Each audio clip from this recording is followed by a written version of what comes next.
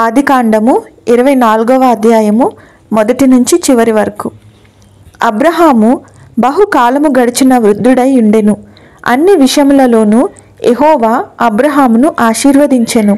అప్పుడు అబ్రహాము తనకు కలిగిన సమస్తమును ఏలుచుండిన తన ఇంటి పెద్ద దాసునితో, నీ చెయ్యి నా తొడ క్రింద పెట్టుము. నేను ఎవరి మధ్య కాపురమున్నానో ఆ కనానీయుల కుమార్తెలలో ఒక దానిని నా కుమారునికి పెండ్లి చేయక నా స్వదేశమందున్న నా బంధువుల యొద్దకు వెళ్ళి ఇస్సాకను నా కుమారునికి భార్యను తెచ్చునట్లు ఆకాశము యొక్క దేవుడును భూమి యొక్క దేవుడునైన యెహోవా తోడని నీ చేత ప్రమాణము చేయించదనెను. ఆ దాసుడు, ఈ దేశమునకు నా వెంట వచ్చుటకు ఒకవేళ ఆ స్త్రీ ఇష్టపడని ఎడల నీవు బయలుదేరి వచ్చిన ఆ దేశమునకు నేను నీ కుమారుని తీసుకొని పోవలెనా అని అడుగగా, అబ్రహాము, అక్కడికి నా కుమారుని తీసుకొని పోకూడదు సుమి.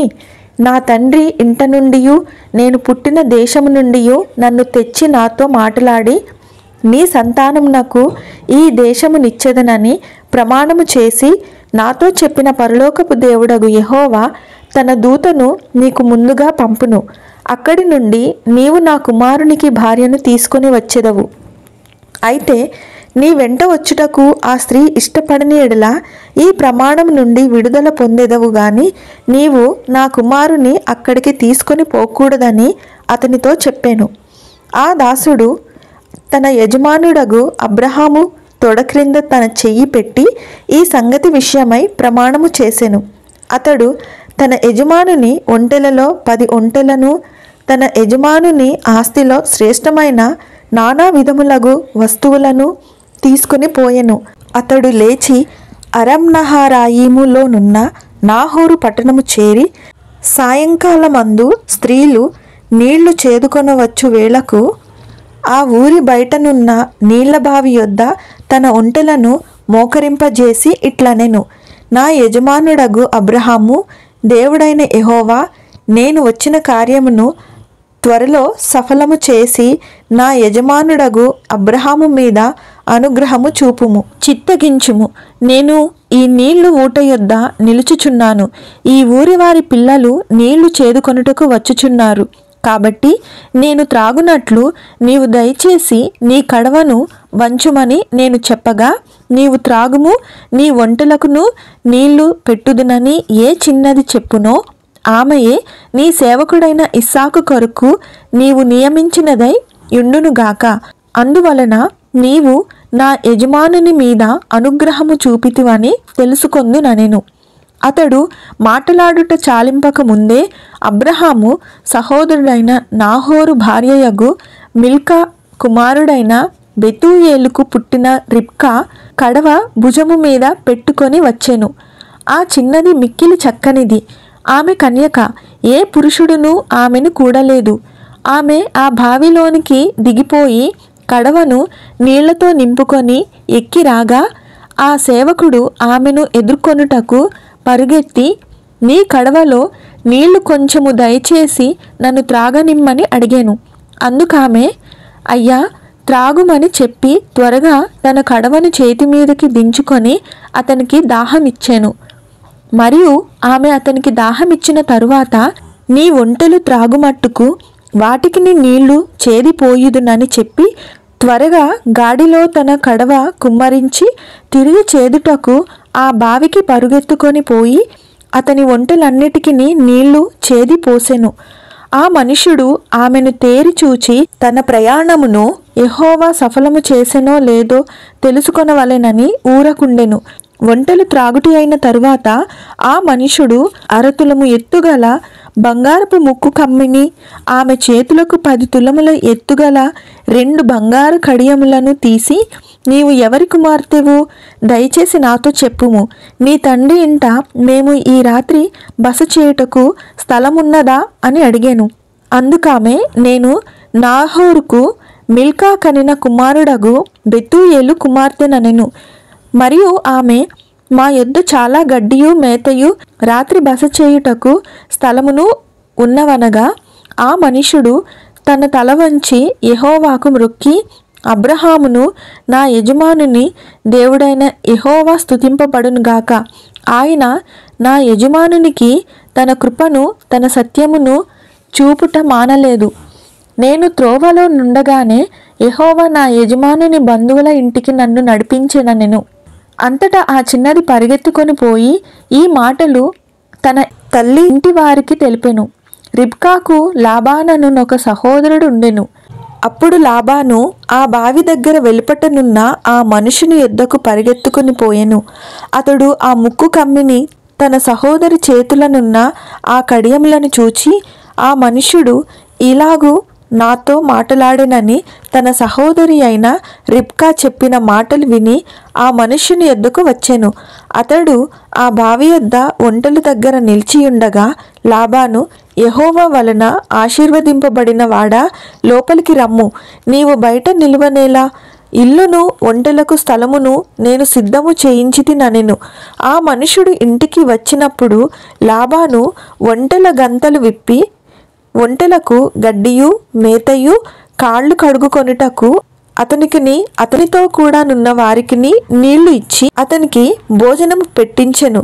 గాని అతడు, నేను వచ్చిన పని చెప్పక మునుపు భోజనము చేయననగా లాబాను చెప్పుమనెను. అంతటా అతడిట్లనెను, నేను అబ్రహాము దాసుడను. యెహోవా నా యజమానుని బహుగా ఆశీర్వదించెను గనుక అతడు గొప్పవాడాయెను. అతనికి గొర్రెలను గొడ్లను వెండి బంగారములను దాసదాసీజనమును ఒంటెలను గాడిదలను దయచేసెను. నా యజమానుని భార్య అయిన శారా వృద్ధాప్యంలో నా యజమానునికి కుమారుని కనెను. నా యజమానుడు తనకు కలిగినది యావత్తును అతనికిచ్చి ఉన్నాడు. మరియు నా యజమానుడు నాతో, నేను ఎవరి దేశమందు నివసించుచున్నానో ఆ కనానీయుల పిల్లలలో ఒక పిల్లను నా కుమారునికి పెండ్లి చేయవద్దు. అయితే నా తండ్రి ఇంటికిని నా వంశస్థుల యొద్దకును వెళ్ళి నా కుమారునికి పెండ్లి చేయుటకు ఒక పిల్లను తీసుకుని రావాలెనని నా చేత ప్రమాణము చేయించెను.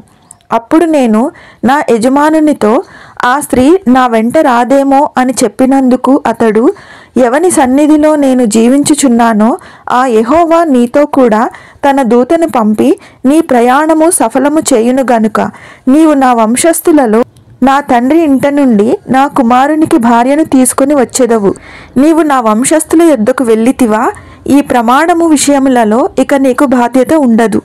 వారు ఆమెను ఇయ్యని ఎడల కూడా ఈ ప్రమాణము విషయములో నీకు బాధ్యత ఉండదని చెప్పెను.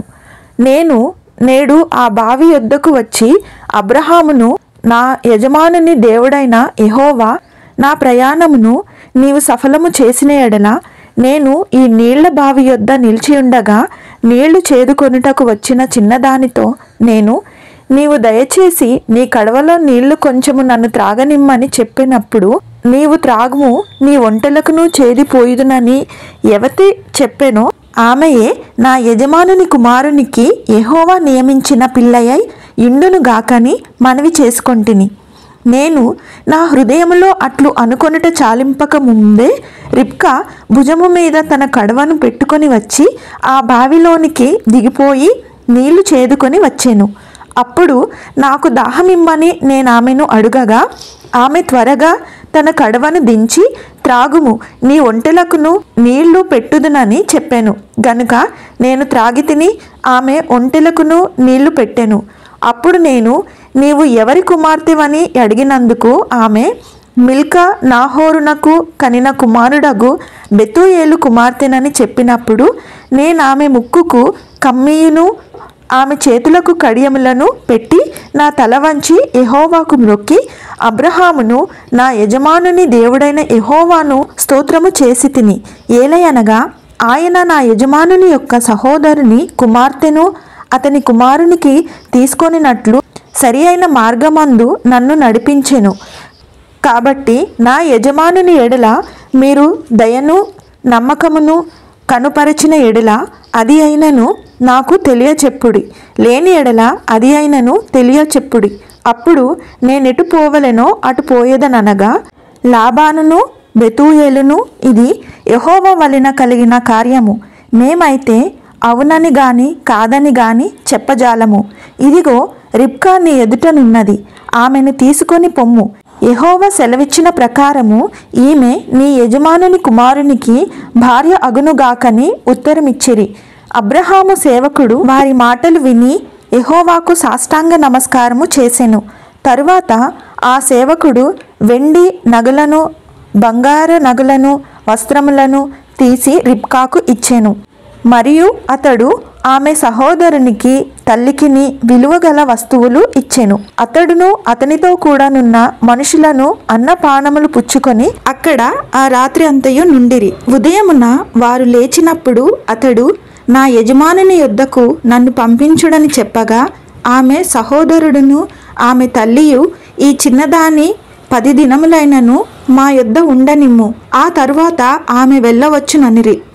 అప్పుడతడు, యెహోవా నా ప్రయాణమును సఫలము చేసెను గనుక నాకు తడువు కానీయక నన్ను పంపించుడి, నా యజమానుని యొద్దకు వెళ్ళుదునని చెప్పినప్పుడు వారు ఆ చిన్నదానిని పిలిచి ఆమె ఏమనునో తెలుసుకొందుమని చెప్పుకొని రిబ్కాను పిలిచి, ఈ మనుషునితో కూడా వెళ్ళుదువా అని ఆమెను అడిగినప్పుడు వెళ్ళెదనెను. కాబట్టి వారు తమ సహోదరి అయిన రిబ్కాను, ఆమె దాదీని, అబ్రహాము సేవకుని అతనితో వచ్చిన మనుషులను సాగనంపినప్పుడు వారు రిబ్కాతో, మా సహోదరి, నీవు వేలకు తల్లి వవుదువుగాక, నీ సంతతి వారు తమ పగవారి గవినిని స్వాధీనపరుచుకొందురుగాక అని ఆమెను దీవింపగా, రిబ్కాయు ఆమె పనికత్తెలను లేచి ఒంటెలు నెక్కి ఆ మనుష్యుని వెంబడి వెళ్ళిరి.